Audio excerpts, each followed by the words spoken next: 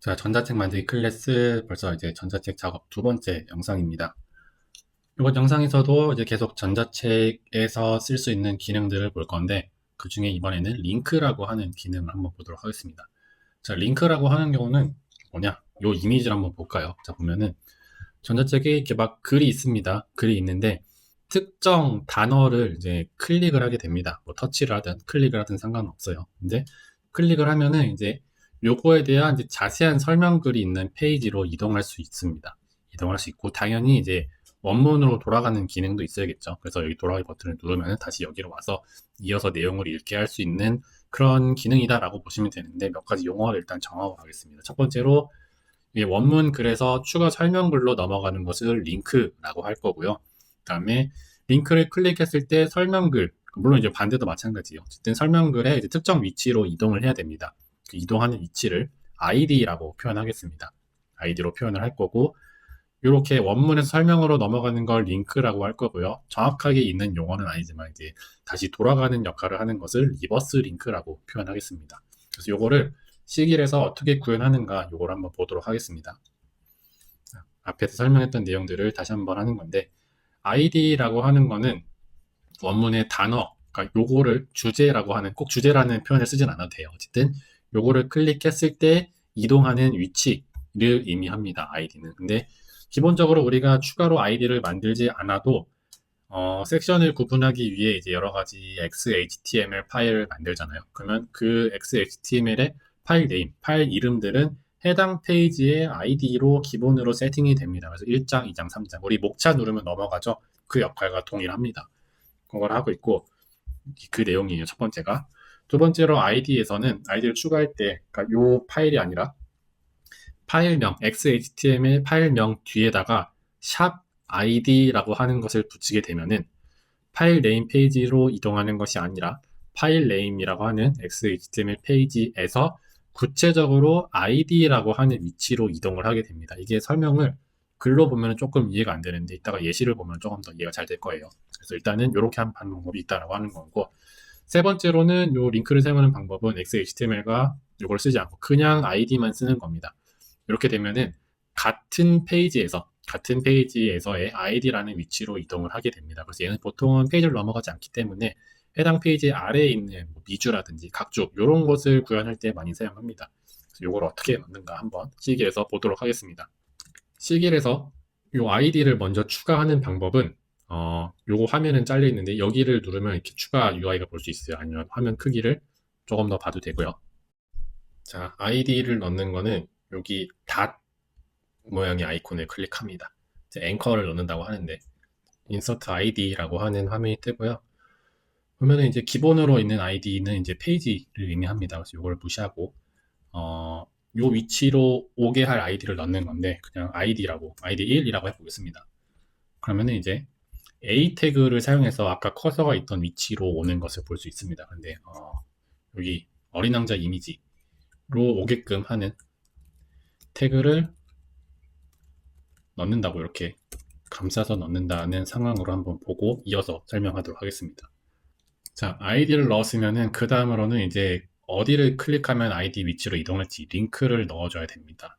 다시 말하지만 우리가 실습하고 있는 도서인 어린 왕자랑은 크게 상관없지만 예, 그냥 한번 넣어보겠습니다. 자, 링크라고 하는 거는 요 사슬 모양 버튼을 클릭합니다.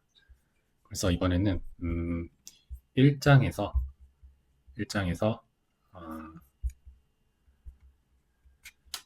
그냥 요 모험기라는 텍스트를 한번 해보겠습니다.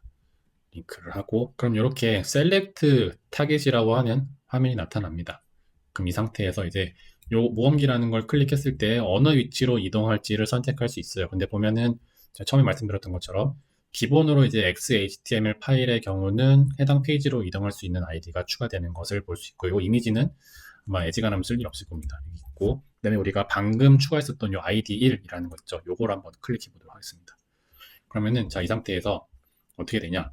여기를 클릭하면은 이 이미지로 이동하는 것을 볼 수 있습니다. 이게 아이디랑 링크의 사용법이다 라고 생각하고 넘어가면 되겠습니다. 링크 예시는 이제 다른 페이지, 다른 예시에서는 이렇게 했는데 여러분들이 필요에 따라서 연습해 보시면 이렇게 쓰는구나 라는 것을 쉽게 할 수 있고 특히나 이제 HTML 같은 것들 우리가 복잡하게 하지 않아도 요거 사진 모양이랑 닷 모양만 클릭해가지고 원하는 대로 페이지를 왔다 갔다 할 수 있게 쉽게 넣을 수 있다라고 생각하면 충분합니다. 네, 리버스 링크도 사실은 새로 있는 개념은 아니고 어렵지 않습니다. 자, 이 상태에서 어린 왕자 아이콘 밑에다가 뭐 돌아가기라는 걸 넣고 아이디 넣고 링크 넣고 하면은 다시 원본으로 돌아갈 수 있게 하는 그런 흐름이다라고 생각하는 건데 굳이 추가로 설명하지는 않을게요. 자, 이번에 보려고 하는 거는 지금 우리가 보고 있는 요 전자책은 맥OS에서 쓰고 있는 기본 폰트입니다. 근데 전자책의 장점 중에 하나는 우리가 원하는 폰트를 쓸 수 있게 하는 그런 장점이 있습니다. 그래서 커스텀 폰트라고 이름을 불렀는데 그거를 어떻게 쓰는지 한번 연습을 해보도록 하겠습니다. 네, 일단 1장을 본 상태에서 할 거고요. 기본 폰트가 아닌 커스텀 폰트를 할 건데 주의할 점으로는 각 폰트가 우리가 그냥 쓸 수 있는 폰트가 아닙니다. 대부분의 경우는 각자 라이센스를 가지고 있어요. 그래서 여러분들이 전자책에다가 원하는 폰트를 심는 것 자체는 사실 개인이 사용할 목적이면 문제가 되지 않는데 그 전자책 파일을 배포할 거다라고 하는 순간 그 폰트에 해당하는 라이센스를 잘 고민해서 써야 됩니다. 저는 이제 커스텀 폰트 좋아하는 폰트들 중에서 이제 네이버에서 제공하고 있는 나눔 글꼴이라는 게 있어요. 이 링크로 한번 들어가서 설명해 드릴게요. 자, 이렇게 네이버 글꼴 모음, 네이버에서 이제 공개하고 있는 폰트고요. 보면은 여러 가지 폰트가 있고 저작권도 있습니다. 그래서 뭐 쓰는 거 문제인데 요거 글꼴만 판매하는 게 아니면 써도 된다라고 해서 전자책에 포함시키는 게 큰 문제가 없습니다. 그래서 요거를 쓰면 되고요. 이 중에서 이제 뭐 나눔, 마루구리, 클로바 굉장히 다양한 폰트가 있는데 그 중에 나눔에서 나눔 스퀘어라고 하는 폰트를 한번 사용해 보도록 하겠습니다. 그러니까 요거를 다운로드 받는 거는 그러니까 나눔 스퀘어뿐만 아니라 다른 폰트도 다운로드 받는 거는 여러분들이 이제 각자 하셔야 됩니다. 근데 이제 시길의 경우는 지원하는 거는 크게 이렇게 네 가지 폰트 형식을 지원합니다. OTF와 TTF, 그 다음에 요 두 개를 쓰는데, 보통은 그냥 요거 두 개, 특히 이제 둘 중에 하나, TTF를 많이 쓴다. OTF, TTF를 쓰는 게 좀 더 좋은 것 같아요. 왜냐면 TTF로 제공되는 폰트들이 조금 많아서 요걸 쓰지만 요걸 써도 되고, 얘네를 해도 된다라는 겁니다.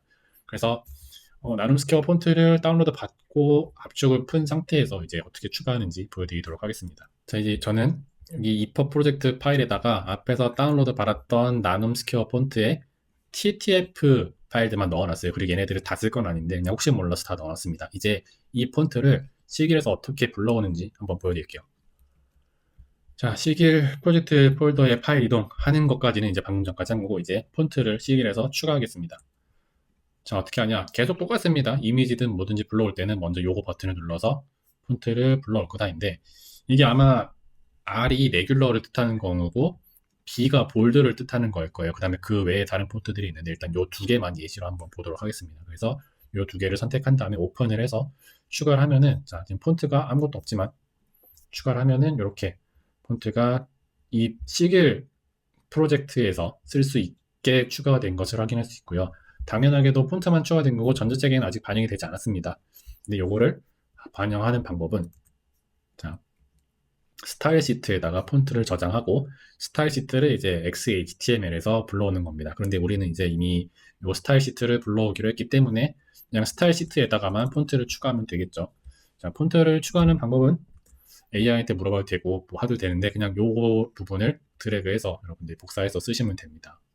자, 요거를 할 거고 근데 불필요한 공백들을 한번 좀 지워보고 좀 가독성 있게 배치를 바꿔보도록 하겠습니다. 자, 폰트를 넣기 위해서는 이런 식으로 골뱅이 폰트 페이스 그 다음에 폰트 패밀리라고 하는 특성과 폰트 웨이트 스타일을 하고 그 다음에 여기 들어갈 부분, 그러니까 우리가 설정해야 되는 거는 크게 두 가지입니다. 하나는 이 부분, 폰트 패밀리의 이름을 뭘로 할 것인가. 그 다음에 그 폰트의 파일은 어디에 있는가인데 파일은 요거잖아요. 이게 여기 시길에서의 요거를 의미합니다. 폰트 나눔 스퀘어 R 요 부분을 갖다 쓰겠다라고 하는 걸 여러분들이 입력을 해주셔야 돼요. 이렇게 하면 되고 폰트마다 제공되는 종류가 다릅니다. 나눔 스퀘어만 해도 R도 있었고 볼드도 있었고 라이트도 있었긴 한데 예시에서는 그러니까 지금은 이제 나눔 스퀘어 그냥 레귤러만 썼지만 볼드를 이렇게 쓴다거나 하는 것이 할 수 있고요. 이거는 이제 폰트를 불러오겠다라는 거예요. 그 다음에 폰트를 적용하겠다라고 하려면은 자 아직 적용된 게 아닙니다. 근데 이 부분에다가 폰트를 적용하기 위해서는 제가 앞에서 처음에 이제 전자책의 모든 내용들은 바디 태그 안에 구성된다라고 말씀을 드렸어요. 그렇기 때문에 바디 안에다가 폰트 혹은 바디가 아니라 HTML 태그에 해도 상관없습니다. 어쨌든 body라는 태그에다가 이 폰트를 쓰겠다라는 것을 CSS에 명시해 줘야 됩니다. 그래서 저는 이렇게 여기다가 했는데 HTML이 아니라 이번에 body에다가 한번 해보겠습니다. body 중괄호를 열고 그 다음에 폰트 패밀리는 여기서 선호했던 것과 똑같은 값을 써야 됩니다. 이렇게 하면은 그새 바로 폰트가 바뀌는 것을 확인할 수 있죠. 이런 식으로 우리가 기본 제공하는 폰트가 아니라 커스텀 폰트를 시길의 프로젝트에 저장하고 시길 폴더에서 불러오고 스타일시트에 넣고 그걸 HTML에 반영하는 과정으로 된다라고 하는 것을 보여드렸고요. HTML이나 지금 보여줬던 바디 같은 경우에는 전자책의 모든 문서에다가 EU 폰트를 쓰겠다라는 겁니다. 근데 여러분들이 원한다면 여기 있는 태그들 PH1, H2 아니면 뭐 스판 이런 태그마다 각각 다른 폰트를 사용할 수 있어요. 예를 들면은 계속 어린남자에서 해당이 없는 얘기가 많긴 한데 어떤 프로그래밍 기술서를 다루고 싶다라고 하면은 프로그래밍 코드를 설명하는 문단의 폰트와 실제 코드의 폰트, 모노스페이스라든지 이런 폰트는 다르게 쓸 필요가 있겠죠. 그런 식으로 응용을 할 수 있습니다. 다르게 지정 가능하다라고 하는 게 그 내용이고요. 그래서 기본 값으로는 이제 맑은 고딕인가 애플 고딕인가 그럴 겁니다. 그래서 기본 적용되는 이런 폰트지만 제가 예시로 보여드렸던 나눔 스퀘어를 넣으면은 다른 이 누가 봐도 두 개의 폰트가 명확하게 다르죠. 다른 것들 할 수 있고 나눔 스퀘어뿐만 아니라 뭐 손글씨 아니면 이제 또 구글에서도 또 폰트를 아마 제공하나 그럴 거예요. 그런 식으로 여러분들이 선호하는 폰트들을 사용하시면 됩니다. 자, 이렇게 해서 전자체계로 쓸 수 있는 두 번째 기능들을 설명 마쳤고요. 또 다음 영상에서 보도록 하겠습니다. 감사합니다.